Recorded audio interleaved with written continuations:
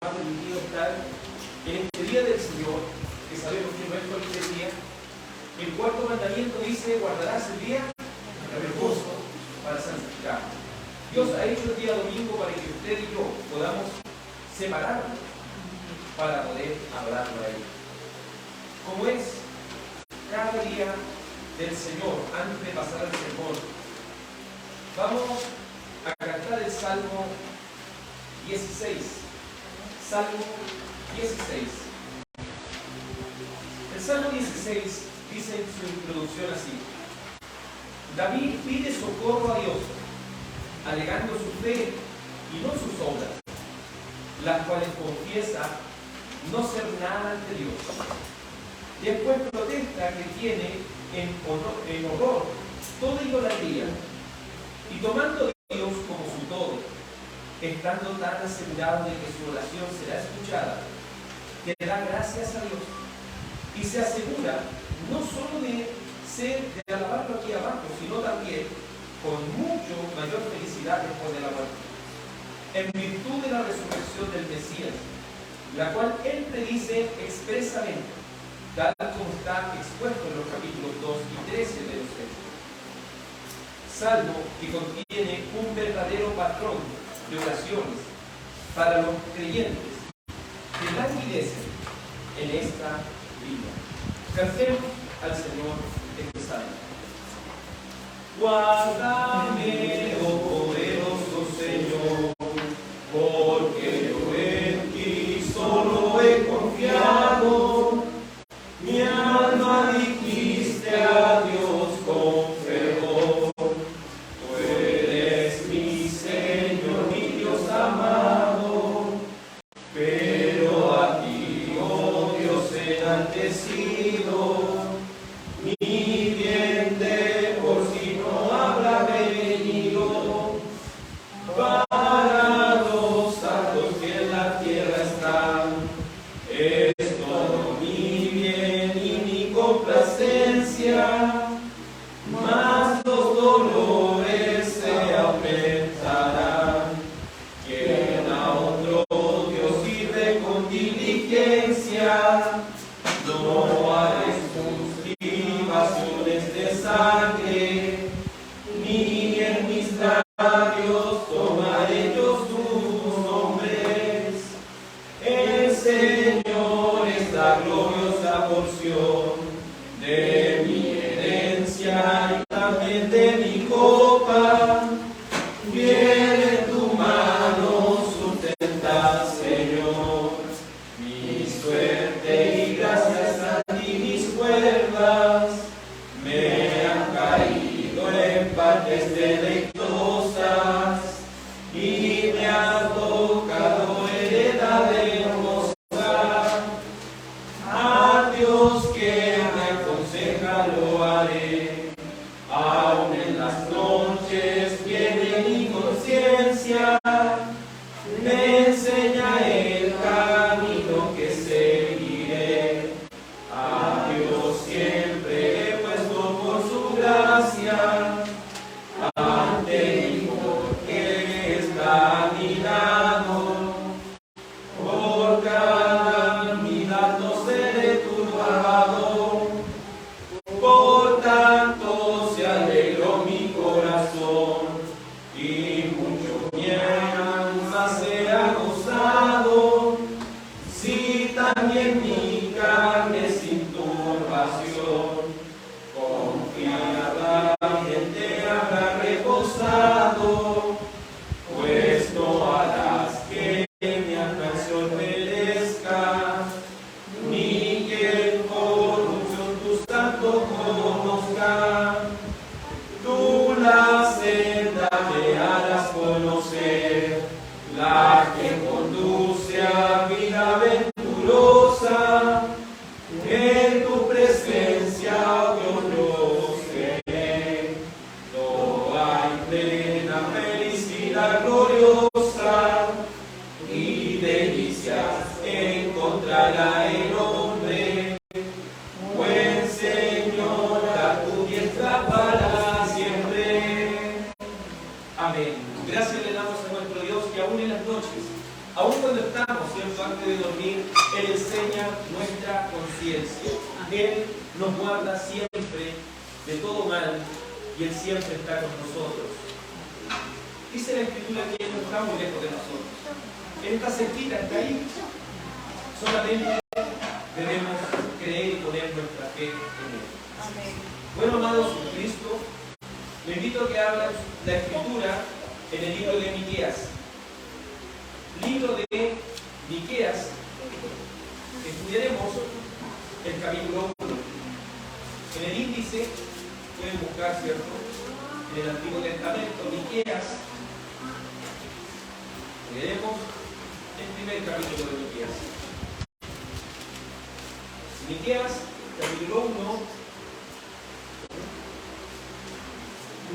estudiaremos desde el verso 2.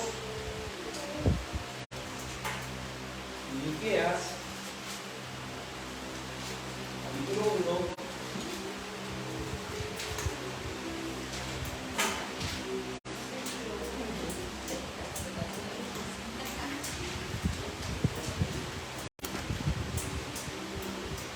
Leeremos desde el verso 2 al verso 7. Si lo hemos encontrado, nos ponemos de pie como reverencia a la palabra de Dios. Miqueas, capítulo 1, versículo 2 al 7. Doy lectura en el nombre de Jesús.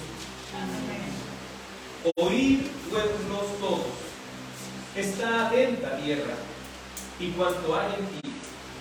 Y Jehová el Señor desde su santo templo, sea testigo contra vosotros. Porque he aquí Jehová sale de su lugar, y descenderá y hollará las alturas de la tierra.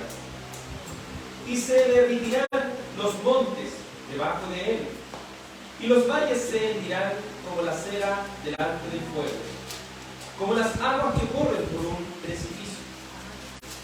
Todo esto por la rebelión de Jacob y por los pecados de la casa de Israel. ¿Cuál es la rebelión de Jacob? ¿No es Samaria? ¿Y cuáles son los lugares altos de Judá? ¿No es Jerusalén? Haré pues de Samaria montones de ruinas y tierra para plantar viñas, y derramaré sus piedras por el valle, y descubriré sus cimientos. Todas sus estatuas serán despedazadas, y todos sus dones serán quemados en fuego. Y asolaré todos sus ídolos, porque de dones de rameras lo ocultó, y a dones de rameras volverá. Amén y amén. Oremos. Dios Padre, te damos gracias porque nos permite, por tu misericordia y amor, estar en este lugar para escuchar palabra de Dios. Ya hemos cantado, hemos escuchado el devocional, hemos, Señor, orado. Ahora vamos, Señor, a tu palabra. Te ruego que abras nuestro entendimiento y nos permitas, Señor, conocer lo importante que es tu palabra en nuestras vidas. Oh Señor, por amor de tu nombre, que aquella vida espiritual pueda venir, Señor, a cada uno de nosotros. Te ruego todo esto en el nombre de Jesús. Amén y amén. Por favor de tomar acción.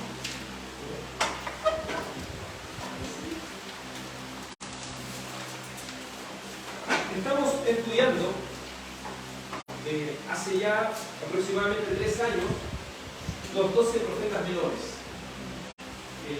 Una de las características que tiene la iglesia bautista, en su mayoría, que se predica de manera expositiva. ¿Qué quiere decir eso? Nosotros no es que tomemos un verso y después estudiamos otra cosa, no. Tratamos de estudiar los libros completos de la Biblia. Es decir, vamos capítulo por capítulo, versículo por versículo, desglosando lo que la palabra de Dios quiere decirnos a cada uno. Este es el séptimo de los profetas que ya estamos estudiando.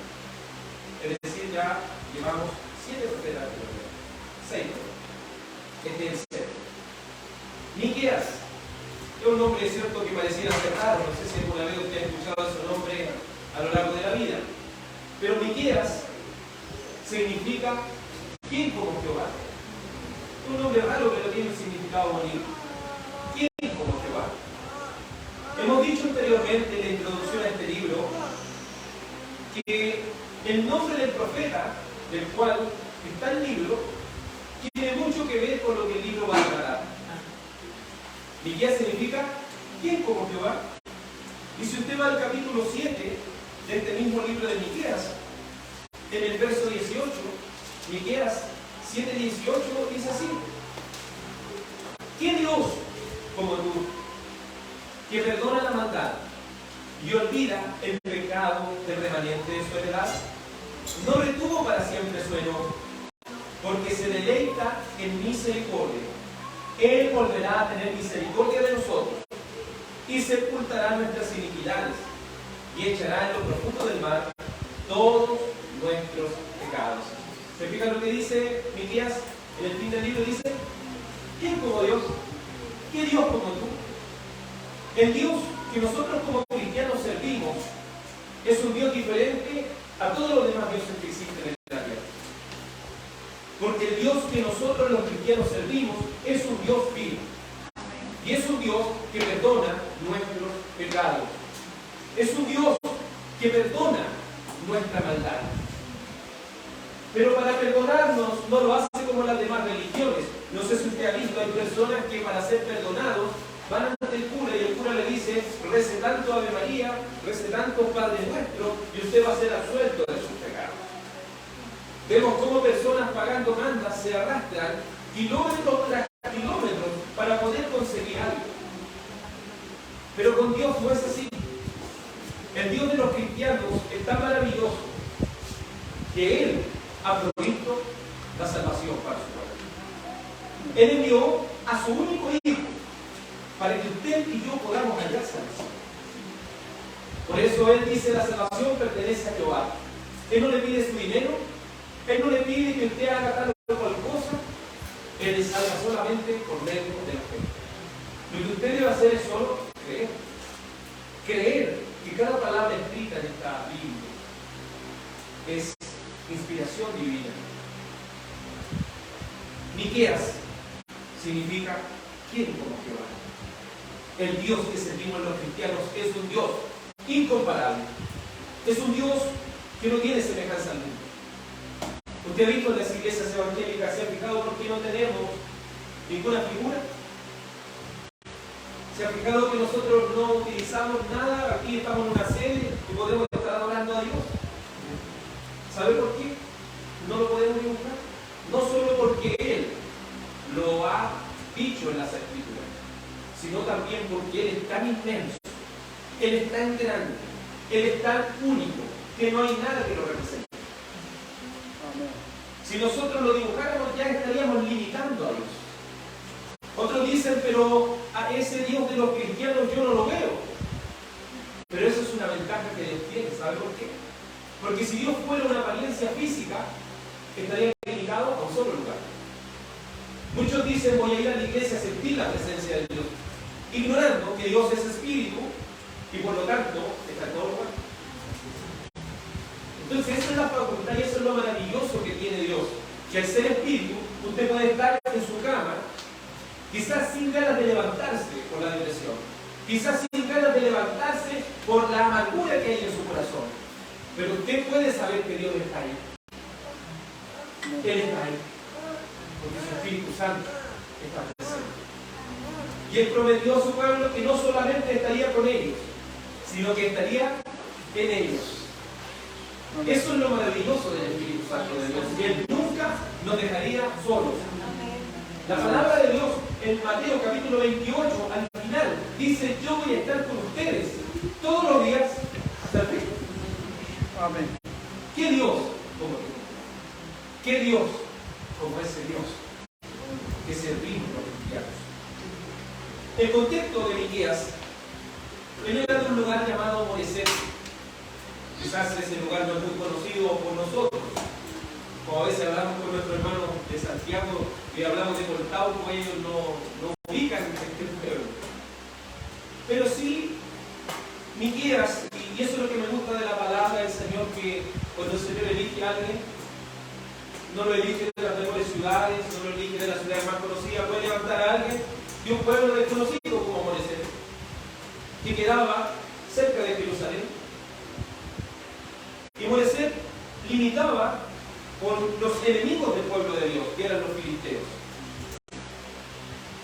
Y este hombre, llamado Miqueas, le tocó predicar en los días del rey Jotam, el rey Acaz y el rey Ezequías. Nombres raros, ¿cierto? Pero estos eran reyes de Israel. Y estos reyes de Israel estuvieron en un tiempo que el servicio a Dios y el servicio que brindaba el pueblo era así. Estaban con Dios, no estaban con Dios, estaban con Dios, no estaban con Dios. Y no era porque Dios se alejara de ellos, sino porque ellos se alejaban de Dios. En estos tiempos, por ejemplo de Jotam, quizás muchos servían a Dios, pero ellos no dejaban de tener ídolos, los cuales servían en los lugares altos. Estamos leyendo la Biblia junto a la mayoría de los que se congregan y nos hemos dado cuenta que Dios en el libro de Levítico dijo que había un santuario único, y ese santuario único del Antiguo Testamento era el templo.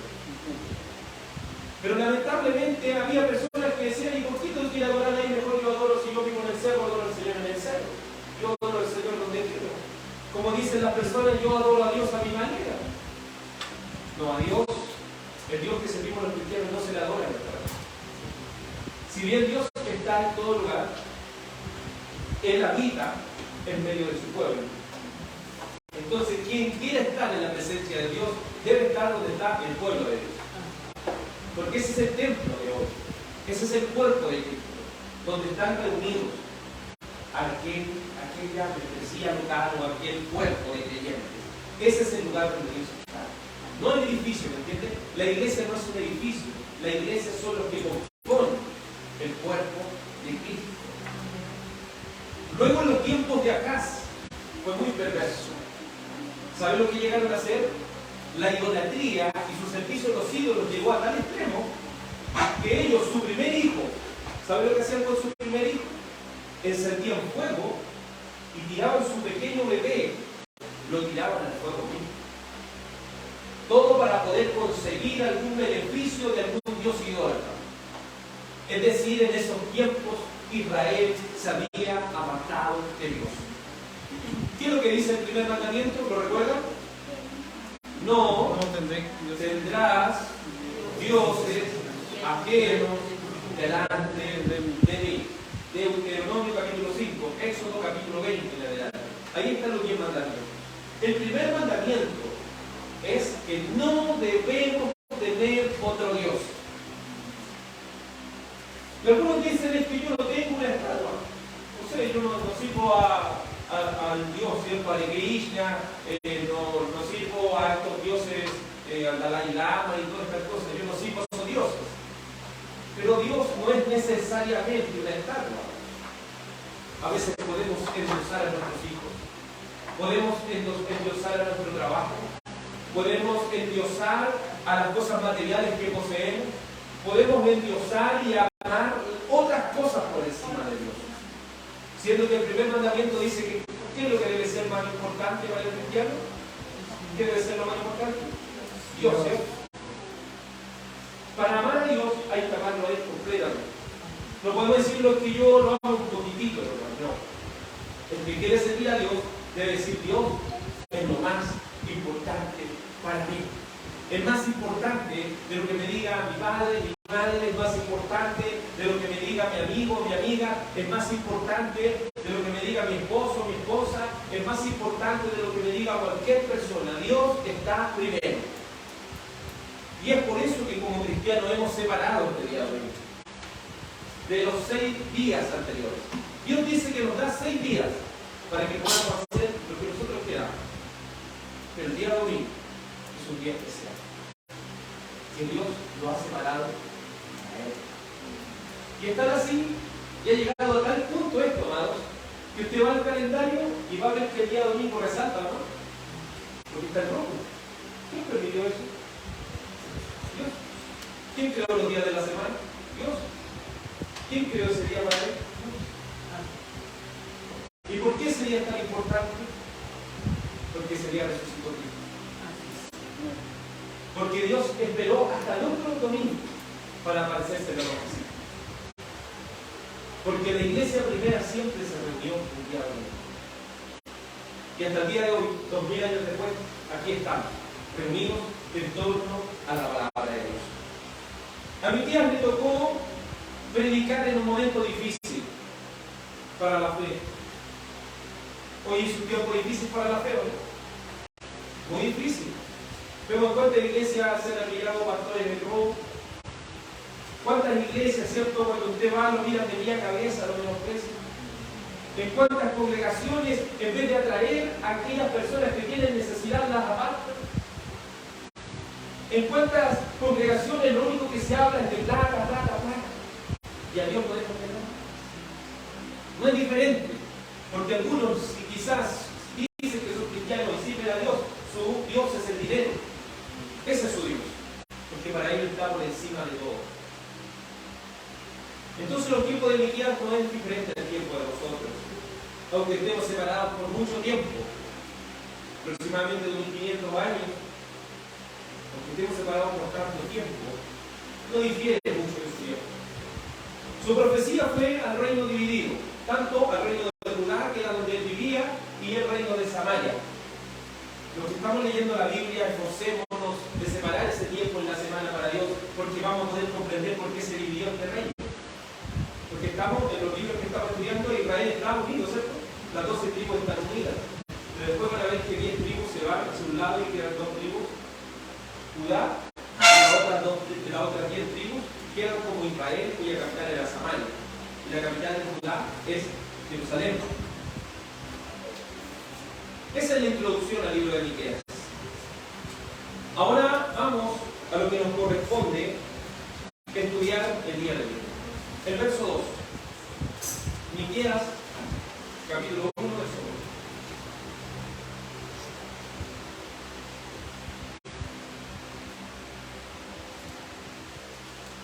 Hay algo que caracteriza a los profetas. Los profetas eran como fiscales del Antiguo Testamento. Y lo que hace un fiscal es intermediar entre el juez y el imputado. Entonces los profetas están haciendo intermediarios. Dios les da su mensaje y ellos deben entregar el mensaje al pueblo. Pero para que podamos recibir un mensaje, ¿qué es lo que tiene que estar pendiente? Nuestro oído. ¿Cómo parte el mensaje? Dice oír, ¿cierto? El mensaje dice oír. ¿Y que oigan pocas personas? No. Oigan pueblos, todos. Hay una diferencia entre oír y escuchar. Usted puede escuchar y no necesariamente prestar atención, pero cuando uno oye, verdaderamente está prestando atención. Entonces, lo que quiere decir Miqueas aquí, presten atención. Presten atención todos los pueblos. Y luego hace doble énfasis y dice: está atenta tierra y cuanto hay en ti. Es decir, este mensaje no es solo para Israel, este mensaje no es solo para Samaria, este mensaje no es solo para Jerusalén. Este mensaje es para todos. Es para toda la tierra. Es para que cada uno de nosotros esté atento. Una de las figuras del lenguaje que utilizan los profetas es el paralelismo. Y el paralelismo es decir algo, un enunciado, y con otras palabras recalcarlo nuevamente. Nótese que dice, todos, dice pueblos todos, está atenta la tierra, ¿cierto? Y luego dice, y cuanto hay en ti. Es decir, esto es un mensaje que hay que prestar una inmensa atención. ¿Cuál es ese mensaje? Mire, dice, y Jehová, el Señor desde su santo templo, sea testigo contra vosotros. La palabra Jehová, usted la ha escuchado y la ha leído muchas veces. La palabra Jehová no es solo una palabra, es lo que Moisés escuchó de Dios. En el libro de Éxodo, en los primeros capítulos, Moisés le dice a Dios, Dios, ¿en qué nombre voy a ir? ¿Cómo el pueblo va a conocer quién eres tú? Dice, dile que yo soy, le ha enviado, el Dios de Abraham, el Dios de Isaac y el Dios de Jacob. ¿Qué hizo Dios con Abraham, Isaac y Jacob? hizo un pacto con ellos. Entonces, cuando hablamos de Jehová, estamos hablando del Dios del pacto. Estamos hablando de Dios que hizo un compromiso con su pueblo. Y ese compromiso era de que los iba a salvar. Ese compromiso era de que ellos serían el pueblo de Dios. Entonces les dice, y Jehová el Señor. En hebreo, Señor es la palabra Adonai. Adonai es la palabra que apunta hacia el significado de alguien soberano. Cuando la Biblia habla del Señor, que está hablando de amo. Hoy en día no se utiliza mucho esa palabra, uno le dice al jefe amo, ¿cierto? Uno nunca anda utilizando esa palabra porque son palabras antiguas. Pero si uno entiende lo que amo significa el que me gobierna, el que me manda. Entonces, ¿por qué hay que estar atento? Porque va a hablar el Dios del pacto y porque va a hablar aquel que nos gobierna, aquel que nos manda, aquel que tiene el control sobre nosotros y sobre cada una de nuestras almas. Si hemos nacido cierto día, a cierta hora, es porque Dios lo ha establecido así. Y si hemos de morir en algún momento, es porque Dios ha establecido esa hora, ha establecido ese día, y nadie nos puede quitar ese día. Él tiene el control de nuestra vida. Él tiene el control de cada situación que ha acontecido en nuestras vidas. Y si algo malo nos ha acontecido, es porque Dios lo ha permitido, por muy difícil que sea. Pero a veces nos preguntamos por qué Dios permite el sufrimiento, por qué Dios permite que nos sucedan cosas malas. Si bien muchas veces no vamos a tener la respuesta, sí debemos estar confiados en algo, que todo resultará en la gloria de Dios, porque Él tiene el control. Y si Él tiene el control, Él va a querer lo mejor para nosotros. Un padre o madre cuando disciplina a su hijo no entiende que la disciplina le está haciendo bien, pero él lo va a entender después, ¿no? Así pasa con nosotros muchas veces. Dios nos va a disciplinar y quizás en el momento no lo vamos a entender, pero cuando pase el tiempo vamos a darnos cuenta. El Señor permitió esto para su gloria. O como dijo José, Dios cambió este mal y lo transformó en bien. Porque Él tiene control de todo. Y si usted es un hijo de Dios, si usted es una hija de Dios, si usted ha puesto su fe en Cristo Jesús por la obra del Espíritu Santo, su vida está en control de Dios. Por eso no debemos temer, no debemos desmayar. Él tiene nuestra vida en su mano. No vamos a caer. Él está sosteniendo nuestras vidas. Oíd, pueblos todos, está atenta tierra cuanto hay en ti, y Jehová el Señor. Y luego dice, el Señor, ¿me fija? Nuestro amo, el que nos gobierna, el que nos gobierna.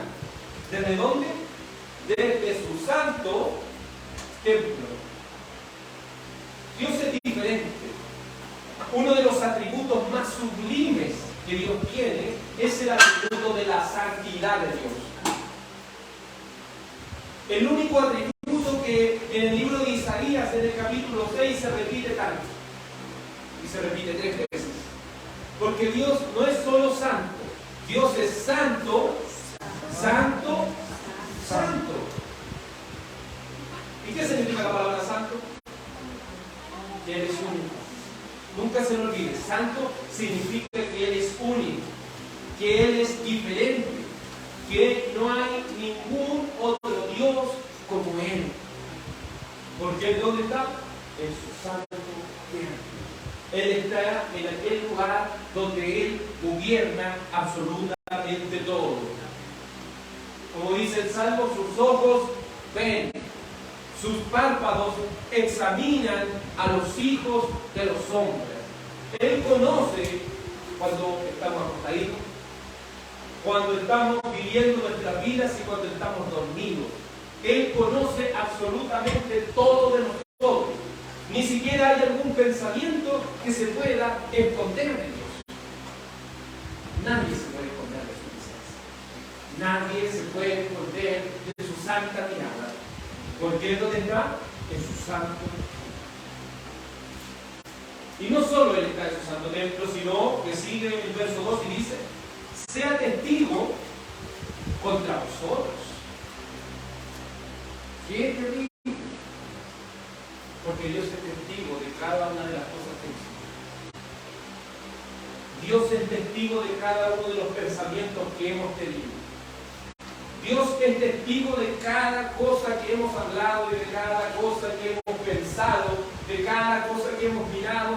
Todo Dios lo tiene en su memoria. ¿No le asusta eso? Si dijera por un momento, y a veces utilizaba ese ejemplo, ¿qué sucedería si uno dice, no, si Dios me mira, si yo sé que Dios me mira? Pero ¿qué sucedería si lo que hemos pensado se pasara por un dar aquí y todo lo viéramos? ¿Cómo nos sentiríamos? Tranquilo, ¿no? ¿Qué cosas aparecerían aquí? ¿Te fijas? Piense que eso Dios lo tiene que ver todos los días. Y que estemos vivos y que estemos sobre esta tierra, ¿no es acaso misericordia de Dios? Entonces nuestra pregunta no es ¿por qué Dios? ¿Por qué pasó esto, Dios? Nuestra pregunta o nuestra respuesta inmediata debe ser en nosotros: Dios ha tenido que ir. Tú estás en control de todo. Job, un hombre, y usted puede leer ese libro, un libro muy hermoso que le enseña acerca de cómo Dios utiliza el sufrimiento para su gloria, para la gloria de Dios y para nuestra enseñanza. Cuando lo perdió todo, sin saberlo porque él había perdido todo, él dijo: el Señor me dio todo lo que tengo, el Señor me lo quitó todo, pero hay una cosa que voy a decir: que el nombre del Señor sea bendecido. ¿Quién es el que me dio? ¿Quién es el que me dio? Y él dijo: desnudo salí del vientre de mi madre y ahora aquí estoy. Aquí estoy, bajo la voluntad del solo soberano. Porque Él ¿dónde está? En su santo templo. Él está en su santo templo y Él es testigo contra este pueblo. Después le dice: y es testigo contra vosotros. Es decir, Dios está siendo testigo de lo que este pueblo de Israel está haciendo, de lo que le nombré anteriormente. Ellos estaban adorando a otros dioses y después iban a adorar al Señor así tranquilo. Después de haber ensuciado la adoración con otros dioses, después ellos venían, como podríamos decir en palabras de ahora, a la iglesia: voy a adorar al Señor, ahora le toca al Señor. Y después cuando venga la semana voy a adorar a otro. Y después voy a adorar a otro, y después a otro. A Dios no le gusta eso. O le adoramos a Él, o mejor no le adoramos. ¿Sí así? Por eso, si usted se fija, Él no obliga a nadie que venga aquí. Él no obliga a nadie. Pero es preferible que uno lo sirva a Él por encima de todo, mejor uno no le sirva. Así de severo es el Señor. El Señor es derecho, el Señor es derecho. Pues estamos con Él o no estamos. Es así. Es así. Como deben ser las cosas. Como dice el Señor: o eres frío o eres caliente. Pero no puede ser frío. No puede ser frío. El Señor no le gusta la timidez. O somos o no somos. Luego, que Dios es testigo contra eso, le dice en el verso 13. Es decir, este es un mensaje para que todo el mundo esté consciente de lo que este pueblo de Israel está haciendo y de las consecuencias que trae el servir a los ídolos. Es decir, Dios está, siendo Él el testigo, está llamando a todos nosotros como humanidad, diciendo: vean lo que pasó con el pueblo de Israel, vean lo que pasó con ellos. Y hemos leído, ¿cierto?, lo que pasó con Balaam. ¿Se acuerdan? Ellos dijeron: ¿y por qué Abraham, por qué Moisés y Aarón tienen que estar ahí? ¿Por qué no puedo estar yo adorando al Señor? ¿Por qué no puedo estar ahí? ¿Qué hace el Señor? Abre la tierra y declara. ¿Por qué? ¿Por qué causa? Por su desobediencia. Porque hay consecuencias de no seguir a Dios como corresponde. Entonces, esto es un testimonio, no es una historia más. Esto es para que nosotros seamos testigos de lo que sucede cuando nos alejamos de Dios. Verso 3, Miqueas capítulo 1, versículo 3. Dice así la palabra de Dios. Porque he aquí, Jehová sale de su lugar y descenderá y hollará las alturas de la tierra. Es decir, Dios va a venir a hacer juicio contra este pueblo de Israel. Y para hacer juicio, Él va a tener que descender de donde está y va a hollar. ¿Qué significa esa palabra? ¿Alguien sabe? La palabra hollar es una palabra antigua, por eso la Biblia, para poder entenderla, hay que tener un diccionario al lado también para ir. Esto no es solo leer, uno igual tiene que ir palabras que van a ir apareciendo, para que cuando uno esté leyendo, pero los cuadernitos al lado y anote las palabras que son difíciles y usted puede irlas a buscar. Pero hollar significa pisotear. Esta palabra hollar profundamente se remonta a cuando están haciendo una vendimia. ¿Has visto lo que hacen con la uva? Las van reventando. ¿Y qué va a pasar, no es cierto? Se va escribiendo todo eso. Pero piense que hollar apunta a eso, pero está apuntando a cuando Él hace juicio. Cuando Él hace juicio, ¿qué pasa con nosotros? Digamos, como una mosca cuando una mosca llega ahí. Porque delante de Dios nosotros no somos nada. Delante del Dios Santo, nosotros no somos absolutamente nada. Pero nótese que Él dice que va a hollar, es decir, Él va a pisotear las alturas. Las alturas. Los profetas, para poder anunciar las profecías, deben dejar estas profecías al alcance de todo entendimiento. Y para hacerlo, Él usa de figuras vívidas, es decir, de cosas que uno se puede imaginar. Cuando hablamos de alturas, el siguiente versículo nos va a aclarar de lo que significa. Verso 4 dice: y se derretirán los montes debajo de él. Es decir, cada ustedes no quieren temer a Dios, no quieren temer sus mandamientos. Pero Él, cuando venga a hacer juicio, Él, digámoslo en palabras simples, Él va a derretir ese Villa Izquierda. Él va a derretir ese cerro Coqui que usted ve ahí. Si usted ve el cerro Guillenquén y para que se derrita, ¿qué tiene que pasar? ¿Qué tiene que pasar para que se derrita? ¿Que se exprima como una uva que arde y revienta? Puede hacerlo fácilmente, ¿no? Tendría que tirar una bomba atómica, algo así, para que explote y se derrita, pero dice, no solo que esto explota, dice que se derrite. Entonces lo que le quiere decir en palabras simples al pueblo de Israel por medio de este ejemplo es que cuando viene el juicio de Dios, aún lo que es más inconmovible, aún lo que es más difícil de que se destruya, puede ser derretido por Dios como el agua. ¿No es acaso eso terrible? Que un monte tan inmenso ante el juicio de Dios pueda ser derretido y puesto como agua. Y si pasa eso con un monte, ¿qué más va a pasar con nosotros? He visto en mi vida, y creo que usted también, a gente maldiciendo el nombre de Dios, gente levantando su puño en contra de Dios, como si nada le va a pasar. Pero Él no sabe. No sabe. Cuando venga el juicio de Dios, Él no podrá escapar si no sabe qué. Porque aún como seres humanos hemos subestimado la grandeza y la majestad de Dios. Algo que ni siquiera los demonios se han atrevido. La Escritura dice acerca de los demonios: creéis que Dios es uno, bien haces. Los demonios creen y tiemblan. Los seres más alejados de Dios, llamados los demonios, tiemblan con tan solo saber que Dios es uno. Y nosotros, como seres humanos, andamos tranquilos, ¿cierto? Usted puede ver a Marcianeque ahí tranquilo, haciendo todas esas cosas como si nada le va a pasar. Usted ve a esos delincuentes que salen y matan a una persona trabajadora y piensan ellos que nada les va a pasar, porque han subestimado la majestad de Dios.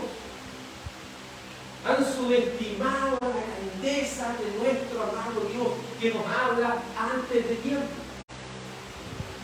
Él nos habla antes de que sucedan las cosas. Vamos a Isaías 63.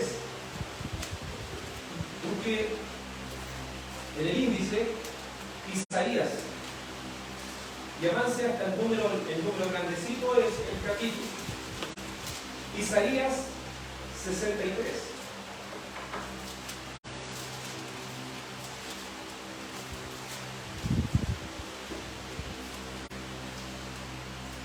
Libro de Isaías 63.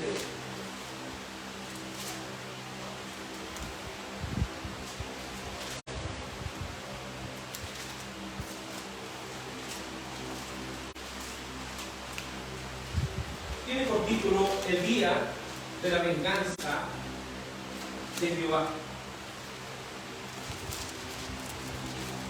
El día de la venganza de Jehová. Isaías 63. Versículo 1.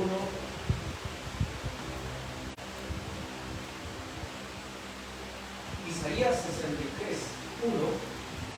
Dice así la palabra de Dios. ¿Quién es este que viene de Edom, de Bosra, con vestidos rojos?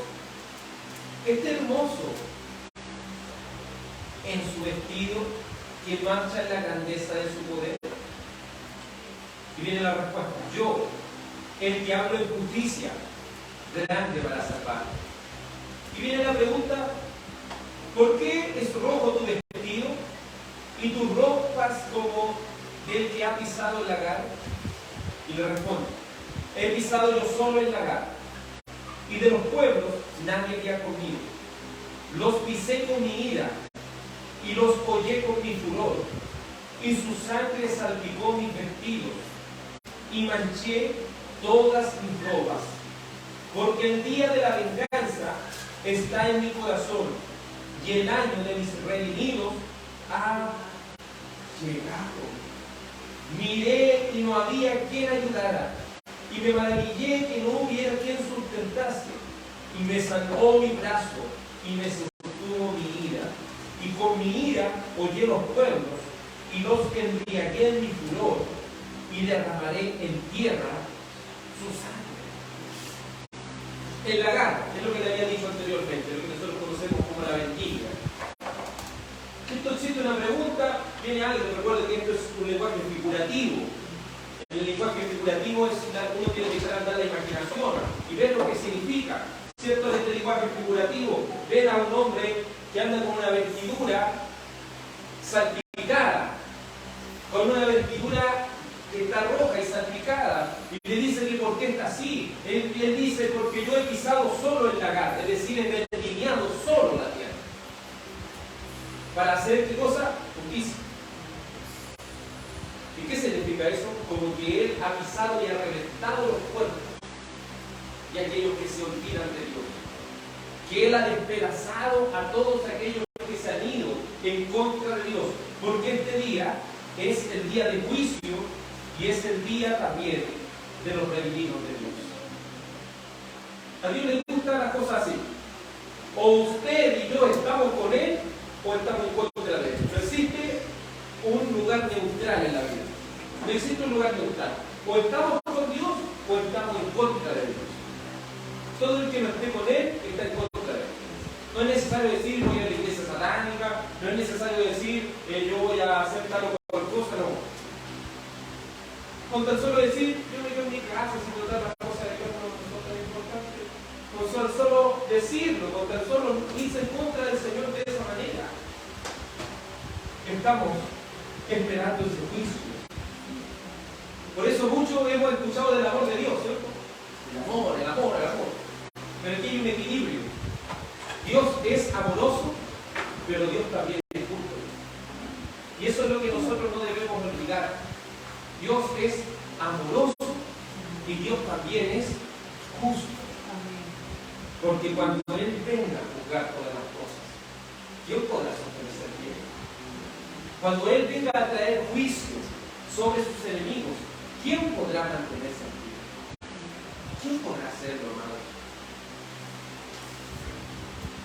Por eso el Señor es tan misericordioso y amoroso que sabe lo que Él hace. Él nos avisa antes de tiempo las cosas. Él permite que se predique el Evangelio de manera abierta antes de que las cosas acontezcan, antes de que las cosas pasen. Él nos avisa y nos advierte. Pero si nosotros somos desleales por Dios y no hacemos caso a este llamado, ¿cómo podremos excusarnos delante de Él? Si Él ha proveído de todo para la salvación. Él ha proveído de todo. Sigamos en Miqueas capítulo 1. Verso 4 dice: y se derretirán los montes debajo de él, y los valles se hendirán como la cera delante del fuego, como las aguas que corren por un precipicio. Coloca 3 imágenes vívidas aquí, para que nos imaginemos el juicio de Dios. En primer lugar tenemos un cerro que se derrite, tenemos un valle que se derrite como la cera y se derrite como aguas que corren por un precipicio. Es como ese incendio, ¿se acuerda ese incendio Goliat que ha atacado el sur de nuestro país? Arrasa con todo, arrasa con absolutamente todo, no hay quien lo pueda detener. Pueden traer los mejores helicópteros, pueden traer las mejores cosas, pero cuando eso se desata es muy difícil controlar. Pero pensemos esto: si algo tan limitado como un fuego actúa de esa manera, ¿cuánto habrá el juicio de Dios? Esto es para que nos preguntemos: ¿quién puede detener el juicio de Dios? ¿Podrá China con todo su poderío detener el juicio de Dios? ¿Podrá detenerlo Kim Jong-un con todas sus armas que tiene? ¿Podrá Estados Unidos de alguna manera detener el juicio de Dios? No hay nada ni nadie que pueda detener el juicio de Dios. Y en el final de los tiempos, cuando Satanás reúna a todos sus ejércitos y a todas las naciones del mundo que estén en contra de los elegidos de Dios y que estén en contra de Dios mismo, Dios, la segunda persona de la Trinidad, Jesucristo, con solo el Espíritu de su boca va a destruir a todos sus ejércitos con su pura palabra, con personas que se han vuelto para los pueblos, a todos los que se rebelaron en contra de Dios. Miqueas capítulo 1, verso 5. Y uno se puede preguntar, pero ¿por qué tanto? ¿Por qué viene todo ese juicio? ¿Por qué le está hablando al pueblo de Israel que va a venir ese juicio? Verso 5 tiene la respuesta. Y les dice: todo esto les va a pasar, todo esto por la rebelión de Jacob. ¿Cierto? Jacob era el padre de las 12 tribus de Israel. Entonces está hablando de los israelitas. Está diciendo todo porque los israelitas se rebelaron en contra de Dios y porque han pecado. Con palabras simples, por el pecado de la casa de Israel. Pero uno se pregunta: ¿cuál es la rebelión de Jacob? Y ahí les dice: ¿no es acaso la rebelión de Jacob Samaria? ¿Y cuáles son los lugares santos de Judá? ¿No es Jerusalén? Obviamente, este mensaje iba para una audiencia, y esa audiencia entendía. Con tan solo decir no es Samaria, inmediatamente ellos entendían, porque ellos vivían en ese contexto. ¿No es acaso los lugares altos de Jerusalén? Ellos viven en ese contexto, entonces ellos verdaderamente sí saben lo que está hablando. Si nosotros hemos leído la Biblia completa, también lo vamos a entender de qué está hablando. Por eso es muy importante que la Biblia, muchos creen que así se lee la Biblia. Ay, yo día tengo ganas de leer la Biblia, la hacen así. Amados, esto no es lo loco. Esto no es lo loco. Por eso muchos estamos en contra del pancito de vida. Muchos estamos en contra del pancito de vida porque se ocupa muchas veces como el rojo. Ah, yo quiero que Dios me diga algo. No, las cosas de Dios no funcionan así. ¿Qué tal en la Biblia? Hay un texto que cuando Judas se ahorca, ¿cierto? Y aquí siempre hay un ejemplo que se utiliza con eso. Es un ejemplo utópico, pero sí algo que pudiese suceder. Una persona dijo: yo quiero que Dios me hable. Y dijo: ya. Y sale, y Judas se ahorcó Ah, ya eso no es. Luego lo apretó. De nuevo, lo que vas a hacer, hazlo más pronto. ¿Me entiendes? Por eso no podemos utilizar la palabra de manera irresponsable. Si queremos conocer el consejo de Dios, vamos a tener que leer toda la Biblia. Y estudiar toda la Biblia, entender toda la Biblia. Si queremos que Dios nos hable, debemos conocer el contexto de la palabra de Dios. Y dentro de ese contexto, Samaria, esa ciudad de Israel, era un lugar hundido en la idolatría. Ellos no eran cualquier persona que no conoce de las cosas de Dios, ellos tenían el pacto con Dios. Ellos tenían todos estos libros del Antiguo Testamento, en su mayoría ellos los tenían, pero ellos saben lo que tenían, igual como muchos. La Biblia abierta en el Salmo 91. ¿Cierto? Se ha fijado que muchos dicen, yo quiero tener la Biblia en el Salmo 91, esto me va a traer protección. No, hermano. Usted puede ver esa hoja amarillita, la hoja blanquita, la otra blanquita, pero pensemos una cosa, las cosas de Dios no son amuletos, no son algo que lo podamos utilizar de esa manera. Entonces así los israelitas tenían la Biblia también. Pero después cuando vino el juicio de Dios, ahí sí que fue terrible. Entonces Samaria estaba llena de idolatría, había quebrantado el primer mandamiento, el segundo mandamiento, el tercer mandamiento, el cuarto mandamiento y así sucesivamente. Recuerden que en los primeros 5 de la Biblia, en los primeros 5 libros de la Biblia están contenidos los 613 mandamientos para el pueblo de Israel. Los 613 mandamientos que ellos debían seguir. Ellos lo sabían, pero ellos se habían alejado de Dios y se habían alejado hacia la idolatría. Vamos al libro de Isaías, capítulo 10. Isaías 10. Isaías, mientras busca Isaías, capítulo 10, es contemporáneo de Miqueas. Es decir, vivían en la misma época. Entonces, por eso los dos a veces hablan de manera parecida y hablan de cosas que están viviendo en el momento. Isaías, capítulo 10, versículo 1, y uno se pregunta por qué el Señor quiere destruir Samaria, por qué el Señor quiere destruirlo a ellos. ¿Sabe por qué? Porque miren lo que dice Isaías 10, 1. Dice, hay de los que dictan leyes injustas y prescriben tiranía para apartar del juicio a los pobres y para quitar el derecho a los afligidos de mi pueblo, para despojar a las viudas y robar a los huérfanos. ¿Y qué haréis en el día del castigo? ¿A quién os acogeréis para que os ayude cuando venga de lejos el asolamiento? ¿En dónde dejaréis vuestros errores? Sin mí se inclinarán entre los presos y entre los muertos caerán. Ni con todo esto ha cesado su furor, sin que todavía su mano está extendida. Usted lee todo el contexto desde el verso 8 en adelante, se va a dar cuenta que está hablando de Samaria, está hablando de Efraín, está hablando de Israel, que son diferentes nombres para referirse al reino del norte. Y una de las cosas por qué Dios iba a traer un grande juicio sobre ellos era por su tiranía. Porque los que tenían más dinero, ¿saben lo que hacían?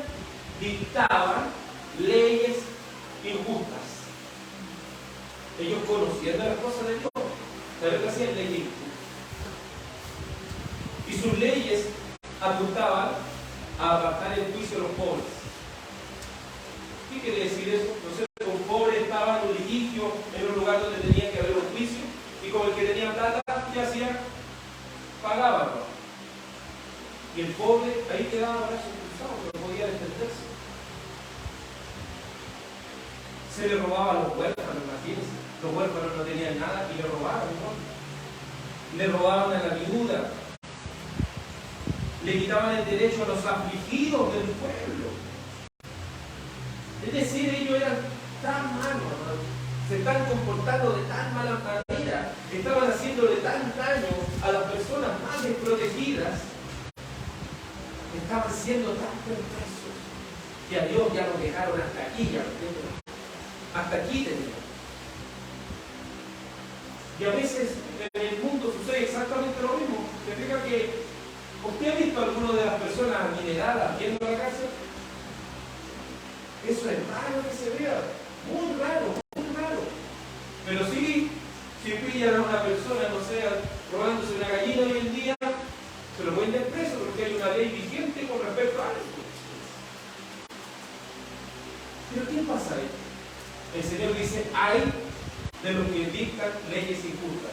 La palabra hay es un arcaísmo, es decir, es una palabra antigua que está diciendo juicio. Porque cuando uno se pega en un dedo, ¿qué dice? Ay.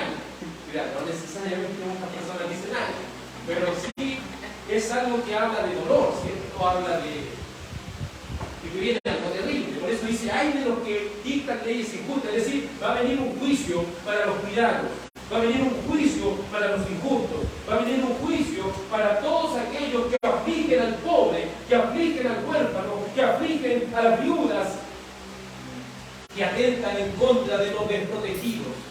El juicio de Dios vendrá. Pero no solo eso. Adelantémonos en este mismo capítulo 10, pero ahora al versículo 9. Verso 9 del capítulo 10 de Isaías dice: no es Calno como Carquemis, Hamá como Arfad y Samaria como Damasco. ¿Qué significa eso? Aquí lo dice. Como halló mi mano los reinos de los ídolos, siendo sus imágenes más que las imágenes de Jerusalén y de Samaria. Como hice Samaria y a sus ídolos, ¿no haré también así a Jerusalén y a sus ídolos? Es decir, ellos iban a ser juzgados por oprimir al pobre y también por su idolatría. Por su idolatría. Aquí está nombrando dentro de los mandamientos, ¿cierto? El primer mandamiento. ¿Qué dice el primer mandamiento? No tendrás dioses ajenos delante de mí. ¿Qué dice el segundo mandamiento? El resumen del segundo mandamiento. No te harás imagen, ni te inclinarás a ellas, ni les servirás. Ellos tenían imágenes y tenían otro Dios. ¿Qué otra cosa ellos no estaban cumpliendo? No codiciarás. Porque para ser alguien injusto, para ser alguien que le roba al pobre, ¿qué es lo que hay que codiciar lo poco que tiene? Entonces, mínimo, así haciendo una mirada rápida por los 10 mandamientos, ellos ya estaban incumpliendo 3 de los 10 mandamientos y lo estaban haciendo constantemente. Hay una diferencia entre pecar y pecar voluntariamente. Que los cristianos pecamos, ¿cierto? Si no podemos decir que los cristianos no pecamos, los cristianos pecamos. Pero ¿sabe cuál es la diferencia entre alguien que está afuera, que no está en la cosa de Dios? Es que ellos pecan deliberadamente. Entonces ellos hacen cosas malas y ¿qué dicen? Y bueno, hemos visto en el trabajo cuántos se ríen así, no, engañé a mi señora, así como que se ríen como que fuera algo tan chistoso. O dicen, no, mira, hice esto, mira, y como que ellos cuentan esas cosas como que fuera lo mismo. Eso es pecar voluntariamente, porque ellos se jactan de hacer mal. En cambio, el cristiano, cuando le falla a su Señor, ¿sabe cómo experimenta el pecado cristiano? Siente profundo dolor y amargura en su corazón que no deja. Porque un verdadero cristiano le está vivo espiritualmente. Cuando peca se siente podrido. Se siente sin esa dicha de ni siquiera mirar al Señor. Pero cuando recurre a Cristo hay un descanso para su alma. Hay paz en su corazón. Porque sabe que solo por medio de Cristo Jesús puede hallar su pecado. Un compañero me dijo el otro día, ¿para qué voy a ir a la iglesia si la iglesia es para las personas que se portan bien? Y le dije, la iglesia es para pecadores, así como el hospital es para los enfermos. Si yo dijera que soy la mejor persona del mundo, ¿para qué necesito ir a la iglesia? ¿Quiénes necesitamos venir a la iglesia? Los pecadores. Los que necesitamos del perdón de Dios. Los que necesitamos de aquella paz para nosotros. Pero diga que es una buena persona, se está mintiendo a sí mismo, ya está pecando porque está mintiendo. Porque todos hemos mentido, ¿no? ¿Cierto? Y si usted lee Apocalipsis, dice, los mentirosos no van a entrar en los cielos. Entonces, ¿quién va a entrar? Me dijo, ¿quién va a entrar? ¿Quién va a entrar entonces? Van a entrar aquellos que recurren al perdón. Van a entrar aquellos que no se deleitan en el pecado. Es decir, que no encuentran en la mentira un agrado. Porque si a uno le gusta mentir, no va a entrar al reino de los cielos. Aunque el purita, ¿cierto? Cuando lo está escribiendo, esta persona se va al cielo. No manda todo al cielo, ¿quién ha mandado abajo? Podría estar haciendo el servicio el mismo Hitler y a dónde lo manda. Pasa eso, pero no somos nosotros quienes mandan las personas al cielo al infierno, Dios. Y si lo quiero saber, tengo que leer la Biblia, ya me voy a dar cuenta de lo que esto significa. Entonces, Samaria estaba haciendo las cosas muy mal. Por su tiranía. Volvamos a Miqueas. Entonces, ¿por qué iba a venir este juicio? Porque eran unos tiranos. Y si ustedes se dan cuenta, ellos no hicieron eso 10 años, 20 años, 30 años. Eran generaciones y generaciones que venían haciéndolo mal.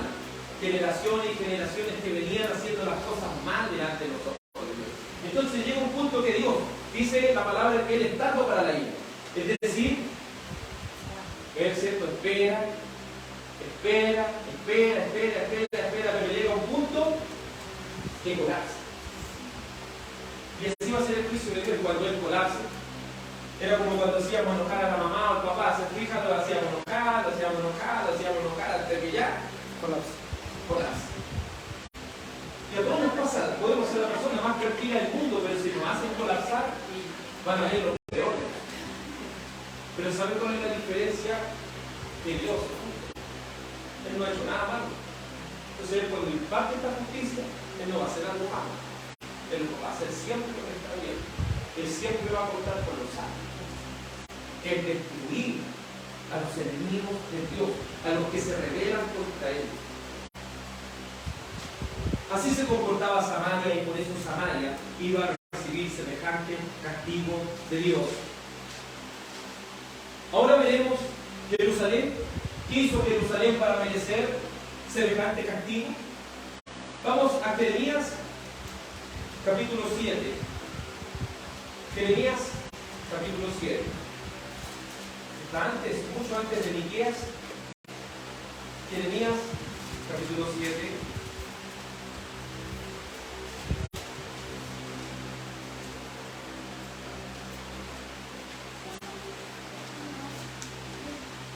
Verso 30.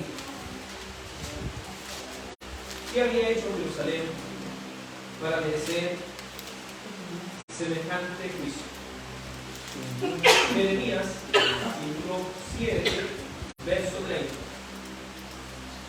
Jeremías 7:30 dice así la palabra de Dios. Porque los hijos de Judá han hecho ¿qué cosa?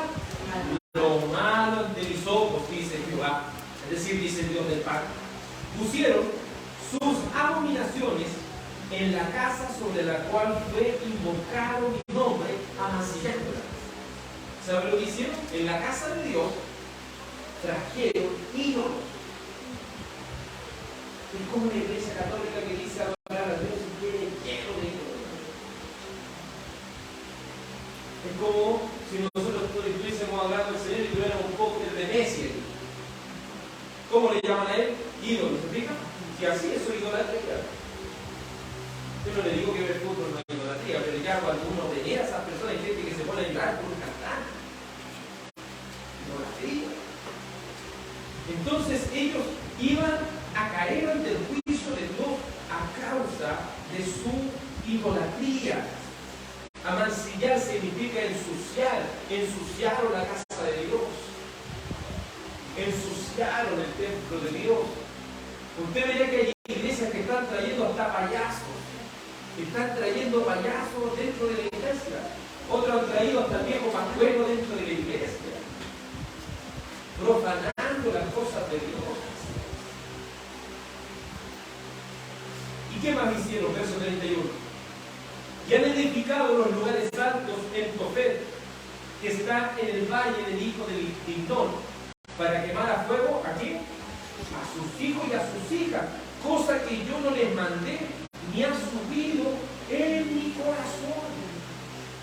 Entonces ya se está escapando de las manos.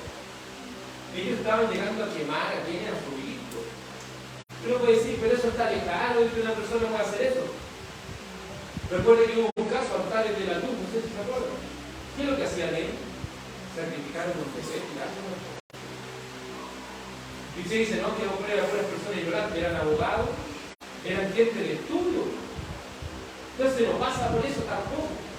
Pasa cuando una persona se mete tanto en la idolatría, lo lleva a hacer cosas horrendas, cosas que ni siquiera son nombrables, pero sobre él va a caer el juicio de Dios. Entonces lo mismo que iba a pasar con Samaria, iba a pasar con Jerusalén, iba a pasar este juicio, porque ellos se habían olvidado de Dios, porque ellos se habían ido tras los ídolos, porque ellos querían tener a otro Dios. El Señor Jesucristo dijo en los evangelios algo muy importante: ninguno puede servir a dos señores, porque amará a uno y despreciará a otro. Le dijo, así vosotros no podéis servir a Dios y a las riquezas. No podemos tener dos dioses. A veces el Dios puede ser el dinero, otros pueden tener a Dios como su trabajo, otros pueden tener a Dios como su familia, otros pueden tener a Dios en diferentes cosas que hay en la vida. ¿Y uno cómo puede hacer? Cuando uno tiene la necesidad de buscar a Dios, va a empezar a venir. Pero después, ¿sabe lo que le van a decir? La propia familia de uno. Aquí vaya ahí, quédate aquí, nomás, le van a decir, quédate aquí. Y uno que dice, bueno. Y después el otro amigo, quédate aquí, quédate. Y el otro, y el otro, y el otro. ¿A quién estamos prefiriendo? ¿Entiendes?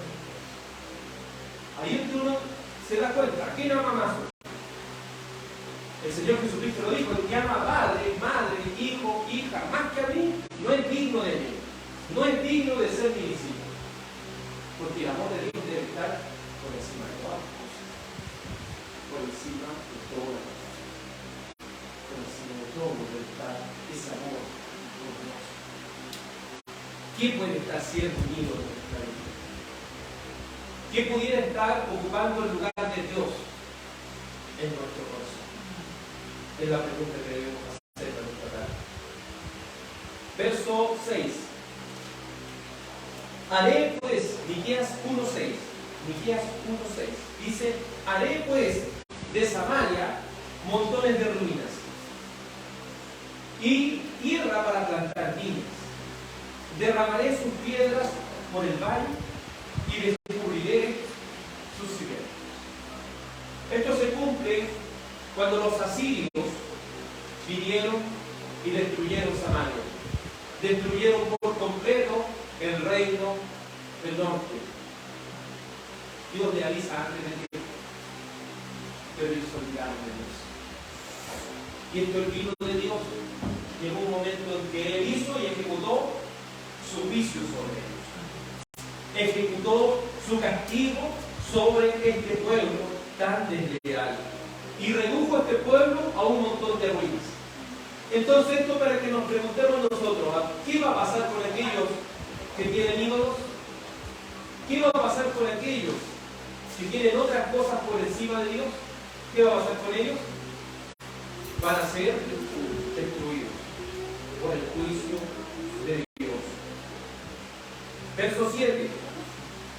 Miqueas 1:7 dice: y todas sus estatuas serán despedazadas, y todos sus dones serán quemados en fuego, y asolaré todos sus ídolos, porque de dones de rameras los juntó, y a dones de rameras volverá. ¿Sabe lo que pasa con un ídolo? Al final eso que uno le entrega tanto tiempo, no termina traicionando. No sé, a veces no me ha pasado en un trabajo, que uno le dedique tanto un trabajo, le dedique toda la vida a un trabajo. Y a muchos nos ha pasado, a veces no hemos dedicado tanto. Y nosotros no somos desvalorados, ¿cierto? Y usted está haciendo Y hay personas que están puros copiando y no están haciendo nada. Es mejor, y luego después los premios como es mejor. Y a veces nos esmeramos por las cosas, entregamos nuestra vida, a veces por una empresa, para nos entregamos todo. Y después nos defraudan. A veces eso pasa aún con la familia, uno le entrega tanto a la familia, tanto. Y después viene y ¿qué pasa? Nos defraudan. No sé, hay padres, ¿cierto?, que tienen su amor por sus hijos y eso es bueno, eso es bonito. Pero no idolatrarlo. ¿Me entiendes? ¿Y cuándo pasa una persona a idolatrar a su hijo o a idealizar a ese ser amado? ¿Sabe cuándo? No, si mi hijo es perfecto. No, si mi hija es perfecta. Y puede haber dejado, ¿cierto?, una niña embarazada por ahí. ¿Y qué dice? No, la niña tuvo la culpa. No importa que no lo lleve, mi hijo es perfecto. No le gusta trabajar, no, mi hijo es perfecto. No duran las pegas, mi hijo es perfecto. Eso es idolatrar a alguien. Porque cuando usted lo ama, usted ¿qué le va a decir? La verdad. Hijo, deja la flujera y anda a trabajar. El que ama a su hijo desde el plano lo conoce. Porque ya cuando está grande sabe lo que está haciendo. Solo el poder de Dios puede cambiar. Pero así es cuando idolatramos las cosas, siempre nos terminan defraudando. Siempre nos terminan defraudando. Luego termino con esto y dice el verso 7: porque de dones de ramera nos juntó y a dones de ramera volverán. ¿Qué quiere decir el final de esta parte del estudio? Que ellos se entregaron tanto a estas cosas, que ellos, dentro de sus cultos paganos que tenían, se entregaron a la prostitución espiritual. Y esa prostitución que ellos hacían era para conseguir cosas. Por ejemplo, ellos participaban de estos ritos paganos para caerle bien a la otra, y así ellos podían hacer tratos. Entonces, yo quiero hacer un trato con tal nación, y ellos decían ya, pero vuelve a mi ídolo, practiquemos toda esta cosa, y así tú nos vas a caer bien, y vamos a proseguir con nuestros tratos. Entonces ellos con estos tratos conseguían dinero. Entonces decían, no importa si yo me aparto un poquitito, ¿qué me va a pasar? Pero él no sabía que lo que iba a pasar era él. El juicio de Dios vendría sobre ellos. Y todas las cosas que ellos habían conseguido, las iban a perder. El primer juicio que reciben los idólatras es que todo lo que consiguen de manera malavenida, todo lo que consiguen en pecado lo van a perder. ¿Y en qué va a resultar el final? En el juicio terrible de la ira de Dios. Pero Dios no es solo un Dios de ira, Él es un Dios de amor. Es como ese padre que le dice: hijo, no se acostumbre de chiquitito a robarle la manzanita a la vecina, porque después te puede terminar en la casa. Y no es exagerar, no se acostumbre a sacar 100 pesos por ahí sin pedirlo, porque eso lo puede llevar más adelante a crímenes más. Y así lo que hace Dios con nosotros, Él nos ama y nos está advirtiendo antes que pase la cosa. ¿Quién puede estar siendo un ídolo en nuestra vida? Oremos. Hermano Ángel, por favor, diríjanos en una oración a Dios, para que el Señor saque toda idolatría de nuestro corazón y podamos amarle a Él por encima de todas las cosas. Padre amado, Rey soberano, te pedimos, Señor, que usted sea siempre, Señor, por encima de nosotros.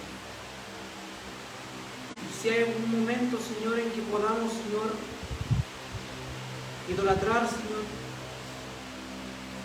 le pido que usted nos corrija por medio de su palabra, Padre Santo, en la que nos habla, nos corrige, nos enseña, nos hace ver qué cosa nos corresponde y qué no. Padre amado, Rey de la Gloria, le pedimos, Señor, que usted, Señor, nos coloque en su mano poderosa, que usted sea siempre con nosotros y nunca se aparte, porque somos Padre amado Dios, somos pecadores. Somos propensos, Padre Santo, a caer en tentación, a caer bajo el pecado. Pero sabemos, Señor amado Dios, que por medio de Jesucristo, el que murió por nosotros, somos libres, Señor, de toda culpa, de todo pecado. Es aquel que tenemos que dirigir nuestra mirada. Él es el blanco, por medio de su palabra, por medio de su amor, por medio de su justicia, amado Dios de la gloria. Nosotros tenemos que vivir. Amado Dios, te pedimos, Señor, que si nos equivocamos, que nos perdone. Si cometemos errores, que nos perdone. Porque esa es la diferencia entre el cristiano fiel y verdadero, que pide perdón, no como el mundo que peca deliberadamente. Tiene un corazón de piedra, más el cristiano es renovado por Cristo Jesús y tiene puesto un corazón de carne. Le damos las gracias, Padre amado, Dios de la gloria, porque usted, Señor, cada día, Señor, está ahí renovándonos.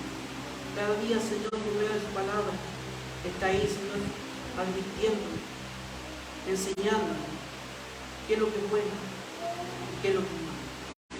Gracias, Padre, por tu palabra, por tu mensaje, por tu enseñanza que nos ha dado en este día de hoy. En el nombre de Cristo Jesús, nuestro bendito y buen Salvador. Amén.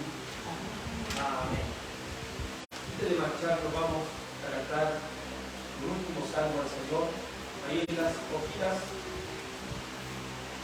tiene el Salmo 15. Esa hojita de el Salmo 16, se la vuelta. Ahí está el Salmo 15. Vamos a cantar este hermoso Salmo 15. Este salmo canta de qué costumbres tienen que estar armados los ciudadanos de los cielos, o cómo debe ser el comportamiento de los hijos de Dios. Cantemos. ¿Quién es el que habitará, oh Señor, en tu santa tienda? ¿Quién es aquel que morará y que en el monte estará? De tu santidad es tremenda, el que anda en integridad y quien practica la justicia, cuya muy firme voluntad es hablar solo la verdad, de corazón y sin malicia, quien cuya boca al hablar no hace injuria ni ataque, no va al prójimo dañar y nunca va a tolerar que al vecino se haga ultraje. El que siempre hábil pecador en santidad ha despreciado y honra al que teme al Señor los votos del que es deudor, aun en su contra no ha cambiado. El que su dinero no dio a usura ni contra inocente, soborno impío admitió, quien todo esto practicó, nunca caerá más bien por siempre. Oremos al Señor para terminar esta reunión. Dios Padre, te damos gracias porque hemos estado reunidos, Señor, en torno a tu palabra, en torno, Señor, a las alabanzas, en torno, Señor amado, a las oraciones en este hermoso día del Señor. Que tu palabra sea un clavo hincado en nuestro corazón.